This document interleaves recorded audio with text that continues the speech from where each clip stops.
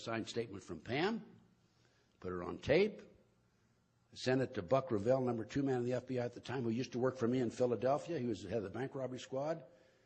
And I told Buck and the FBI, I said, you guys, I said, first you try to prosecute me in Dallas. It was right here in Dallas, by the way. With your investigations, 3 investigations and all. I was 2 days away from being indicted by a grand jury here, by the way.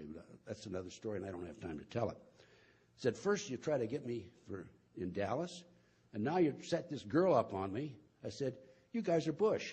Now, for you ladies that don't know what that means you're in minor league, okay? Guys that know baseball know that's what it is. So what else has happened to me? Well, I've had surveillances on me galore.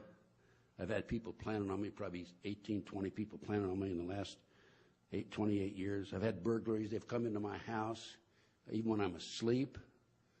They put a penny on the foot of my bed one night when I was there. One night I went to bed at midnight. I got up at 3 o'clock to relieve myself. My bathrobe, when I went to bed, was at the foot of my bed. And I got up, and here's ceremoniously laid out like a rug next to the bed. I've been a victim of cyber terrorism, threatening phone calls, hidden camera. I came home from a trip here within the last 5 or 6 weeks, month I guess it is. I was looking for a file on the table that I had in my apartment, my house in Claytonia, and I couldn't find it. I was looking through, and I had a phone call, 8:27 a.m., and a male voice says, did you find the file? They had a camera in there, hidden camera in there. But they have cameras now that the size of the end of a pinpoint of a needle. Had threatening phone calls, cyber terrorism, hidden cameras, stolen. My car's been stolen. I've had gang stalking on me, lug nuts removed. I've had flat tires. My window's been shot out twice. Both times I was standing near the window. I have had TV surveillance of me. They can monitor you through the cable television, by the way, even if it's off. I've had threatening letters, and most recently, I've been the victim of a disinformation program by a guy named Stu Webb and other individuals. And Stu Webb has actually put out word that I was kicked out of the FBI for practicing satanic ceremonies in the federal building. Okay, and you know what? After that disinformation came out, my speaking tours came down to nothing, really. I was doing a lot of lectures before that. And we have enough idiots out there that believe this off the internet, because it's on the internet, that it really affected my opportunity to get the word out. But this is what they had in mind. It's called a disinformation program. And then the most recent thing, and I will close in just a minute.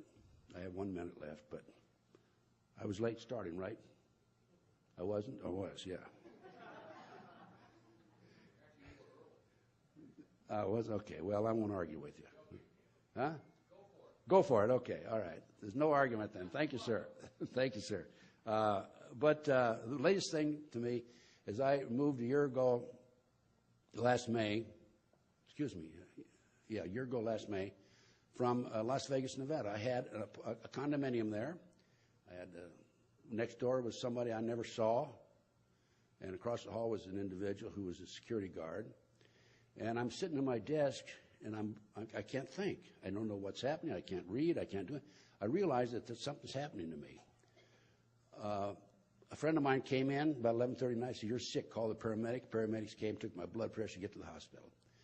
I had blood pressure of 242 over 119. And so I knew that there was a serious problem. I had blood tests, and I had arsenic and cyanide in me. I was being poisoned, and I knew this. Within 2 weeks, I left Las Vegas, called John DeCamp in Claytonia, Nebraska, and I said, John, I'm getting out of here. He said, come on back. I've got a place for you to stay. And I now live in Claytonia, Nebraska, about 2 blocks from John DeCamp. Anyway, I was being poisoned. And there's other stories about the poison. They've tried to poison me when I'm driving down the street. They have a device that they put in the back of a car, and they pump the poison out, and you're behind it, and you can't. They block you in. Car in the front, car beside you, car behind you. But it hadn't worked because I've caught on to it. But anyway, I was being poisoned in Las Vegas in my condo, and I was able to overcome that. As soon as I moved, I just loaded up on vitamins and what have you. Okay, I was asked a few moments ago before I came on board, the reason for the terrorist movement, by the way. The reason for the terrorist movement is they create these terrorist acts. The government does this covert operation in order to establish the Homeland Security, and in order to write the Patriot Act, take away our constitutional rights and civil liberties. There are prison camps that have already been set up. There are railroad cars, three-tier railroad cars, and I've seen them personally, that have shackles in them. I didn't see the shackles, I saw the car.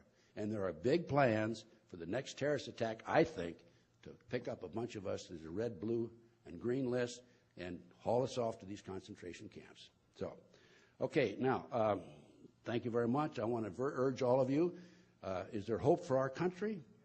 There's hope if we can elect Ron Paul. Okay, we need to get Ron Paul elected. We are anonymous. We are legion. We do not forgive. We do not forget. Expect us.